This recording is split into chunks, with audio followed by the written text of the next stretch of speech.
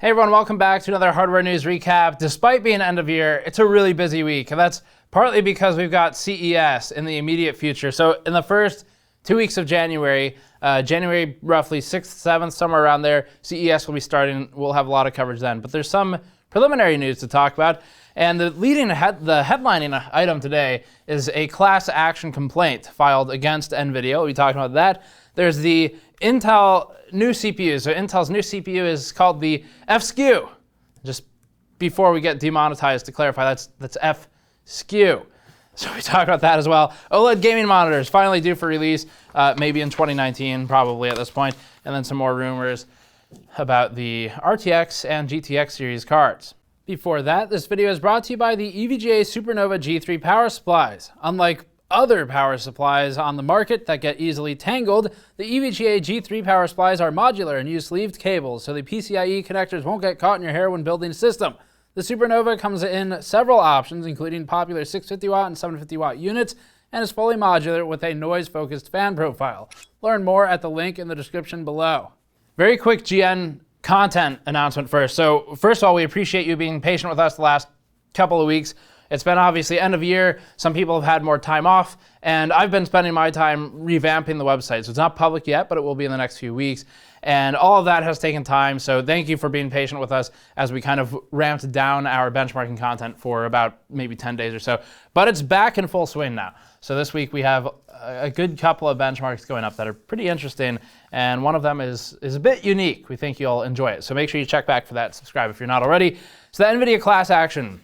This thing, currently it's in complaint form, so this isn't like a full ongoing case as of right now. And the complaint that was filed alleges that NVIDIA materially misrepresented its ability to combat the cryptocurrency downswing that we all pretty much knew was inevitable at this point, including NVIDIA. The difference, though, is that NVIDIA made some claims in its investor meetings that could have influenced the stock price in a way that, now that the stock has fallen significantly, is coming back to bite them. So here's what the complaint says. This is what we know right now. It's still in a status where NVIDIA can respond formally, and they haven't done that yet in a public fashion. The complaint directly quotes NVIDIA investor meetings that suggested the company is, quote, master at managing our channel, and we understand the channel very well. NVIDIA suggested overall low impact to product performance from cryptocurrency mining, indicating an ability to sustain volume after the inevitable crash. Shaw Law Firm alleges that these claims were false and misleading, and that the multi-quarter leftover stock of Pascal GPUs affected NVIDIA stock performance in a significant way. So if you're a shareholder of NVIDIA stock, you can join this class action. The only stipulation is that you must have lost over $100,000 in the recent downturn of NVIDIA stock. I don't know how many people in our audience lose that kind of money on technology stocks. If you do, I don't know why you're watching us at this point, but it may be worth your time to look into this. Otherwise, well, we'll fill you in on what's happening in the very least. So Shaw Law Firm states the following in its complaint that was filed. They say, quote, NVIDIA touted its ability to monitor the cryptocurrency market and make rapid changes to its business as necessary. NVIDIA also claimed to the market that any drop-off in demand for its GPUs amongst cryptocurrency miners would not negatively impact the company's business because of strong demand for GPUs from the gaming market. Based on these facts, the company's public statements were false and materially misleading throughout the class period. When the market learned the truth about NVIDIA, investors suffered damages.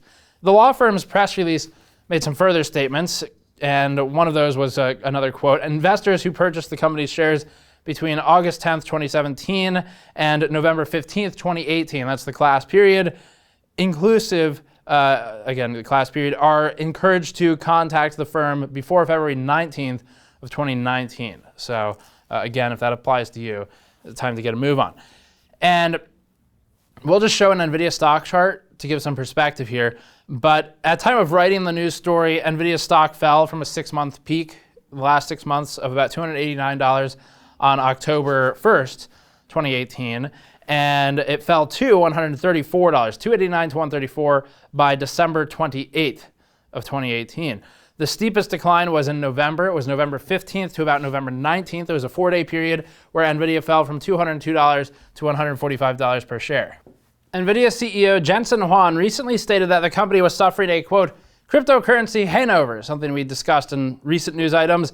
And as we all know, hangovers often include the loss of millions of dollars of stock value. The Pascal architecture still saturates the channel. That's been a big deal in all of this. And rumors within the industry indicated earlier, the last couple months, that the 2060 launch was delayed as a result of oversupply of the GTX 1060 cards that already exist. So we'll keep an eye on this. This is still a complaint. It is not any massive ongoing lawsuit at this time, but it could become one, and we'll keep you posted on what happens and on NVIDIA's response if they post a public one. So NVIDIA overall remains in a dominating position in the market. They are more or less uncontested in high-end GPUs for consumer class hardware, fairly uncontested in a lot of the deep learning and machine learning spaces, although there has been movement there as well from Intel and Google coming up. And AMD is working towards catch up with Navi. So they've got some ground to gain, but although NVIDIA is in a good spot right now, it's not a spot that should be squandered because there is immediate competition on the horizon for NVIDIA.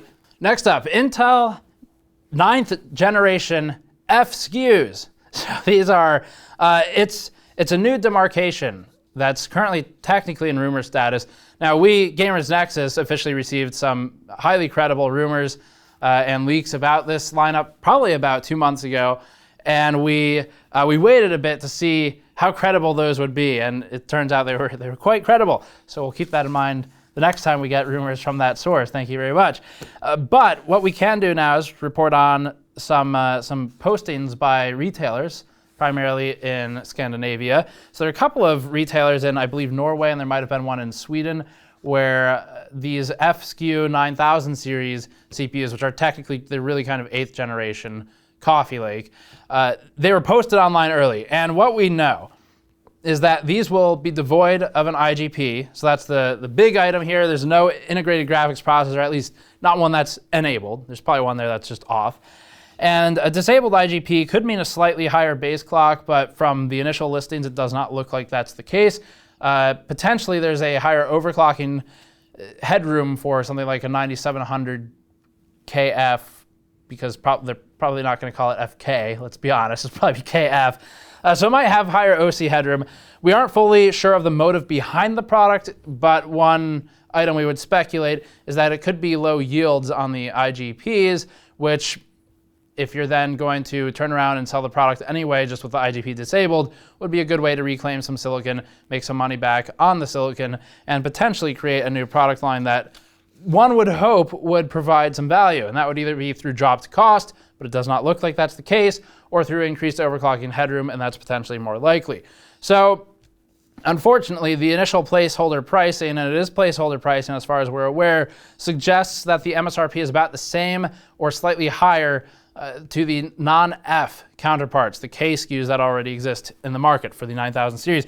We'll see what happens once they release. Of course, the reduced thermal density may impact the base clock, but realistically, we're looking at a higher OC headroom option. So although an idle IGP shouldn't really impact performance too much, it does have an impact. And selling chips without IGPs does make sense for high-end parts for people who aren't using QuickSync or some other IGP accelerated task and might be just gaming, in which case the discrete GPU that you're likely buying is sufficient for just about everything. So this allows Intel to take some processors that are potentially defective and garbage otherwise and sell them, which is a good thing for everyone for the most part. And we'll see. We'll see what happens. A disabled IGP can kind of act as dark silicon, contributing nothing while still being present and in the way. It's still taking up die space even though it's off. And ideally what you would do instead is use more of that die space to distribute the thermal load more evenly. But we'll look at it if it comes out and if it comes into our lab. So far, the listed parts, and it does look like this is real, include the 9900KF, the 9700KF, and the 9600KF with the 9400 i5 KF, or F rather, no K. So 9400 F CPU as well in the lineup, which presumably would be a locked but non-IGP part for a bit lower cost in the i5 lineup. Stock is allegedly expected to appear January 3rd, which is probably around when this video will go up. So we'll know, by the time this goes up, we'll know how true that turns out to be.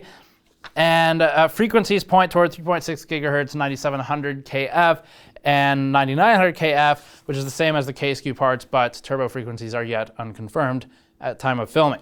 AMD up. So AMD recently announced 2 more entries to their Athlon lineup. This isn't the newest news item, but we thought we'd point it out anyway because it came out kind of right around when things were getting crazy for holidays. So if you missed it, there's the 240 GE and the 220 GE, following up the 200 GE that we already reviewed.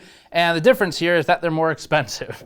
But otherwise, same idea. So what's going on with this is when we did our benchmark and review, the MSI B350 Tomahawk that we used, and as we understand it, most other MSI boards, had the AGISA 1.0.0.6, I believe was, update by AMD. And either as a consequence of that specific AGISA version or as a consequence of whatever MSI decided to do, which is probably whatever it wants, knowing MSI, you were able to unlock the multiplier and overclock the Athlon 200 GE, even though it's supposed to be a locked part. So this is where product segmentation comes in. The only reason to lock that part is product segmentation, so you can create a low end that's cheap and a high end that's a bit more expensive, where high end in this case means probably about $75 for something like the 240 GE or $65 for about the 220 GE. And instead what happened is if you buy the MSI board and a 200 GE, you just overclock it even to these small levels of 3.5 gigahertz for the 240 GE should be trivial. And you've got the same part for cheaper, assuming the motherboard cost didn't add in ways that otherwise it wouldn't if you bought a non-MSI special board for this overclocking procedure. So it's AMD made a big deal out of Ryzen being unlocked on all platforms. That was not true for the Athlon series, but we'll note that the Athlon series out currently, 200 series, is Ryzen 1 or Ryzen 1000 series silicon. So 1700, 1600, that era silicon. So it's going to follow the same kind of characteristics. It'll have the same sort of voltage threshold, safe voltage points, the same volt frequency curve for the most part, other than potentially a bit lower on the curve because it's a cheaper part. So if you know how those overclock, you know how these overclock. You're hitting about 3.9, 4.0 gigahertz max. We did 3.9 on ours. Bit of a rumor alert on this one. The RTX 2060 allegedly will use both GDDR5X and GDDR6, which is unconfirmed at this time, but a bit more credible than some of the other 11 series rumors that we saw previously. We didn't report on some of the rumors we saw a couple weeks ago because they were completely baseless to the point of having like 1660 written on the video card. It's not even an 11 in that number, but it was supposed to be an 11 series. So this one looks a bit more credible though, and this is it's credible because NVIDIA has a history now of making 1 million SKUs of the XX60 line, including the 1060, which has, let's try and recap them. Actually, we can play a fun game here. If I miss one, let me know what it is in the comment section below. I think the 1060s include the following: 1066 gigabyte with all of the SMs, 1063 gigabyte with one SM disabled, a 1065 gigabyte that was a China launch, and a 1066 gigabyte, 9 gigabit per second card. There's one more, 1060 GDDR5X. I think that's all of them. Let me know if I missed one. But it looks like that might happen again with the 2060s. We'll see. It's in rumor status right now.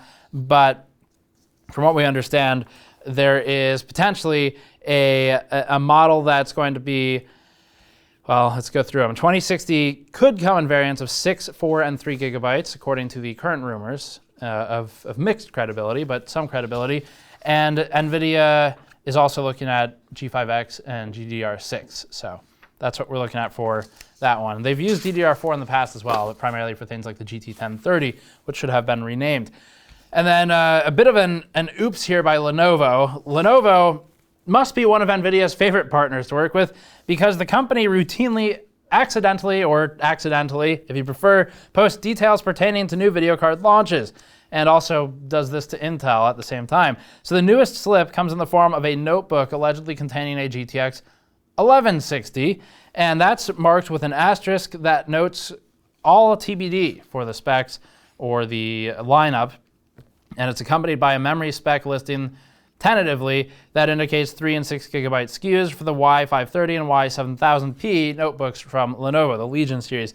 Tom's Hardware reported that the GTX 1160 will use TU116 silicon as opposed to TU106 for the RTX 2060, all reported on their site at this point. And other rumors around the web indicate that the GTX 11 series will axe the RT and Tensor cores, which probably makes sense once you're getting down to that class of hardware. It's not like you're going to be doing a lot of ray tracing anyway, unless you like playing games at 720p. So this focuses back entirely on rasterization. It will likely reduce the price. That'd be welcomed, but that's all we know for now. And that covers it. One short news note here, actually 2 short news notes that we didn't write these stories out. They kind of got cut from the list, but if you remember the WannaCry exploit, that apparently still is dormant on a whole lot of computers, so you might want to look into that if you're concerned about security.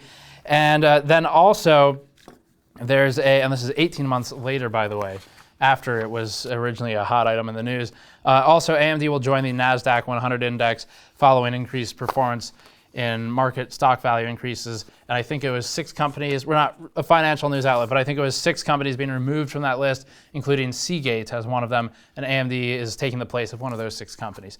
So interesting news for you. As always, you can subscribe for more. Go to store.gamersnexus.net to help us out directly, like buying a mod mat, for example, or you can go to patreon.com/gamersnexus and make sure you subscribe because we have a lot of CES coverage coming up immediately. Thank you for watching. I'll see you all next time.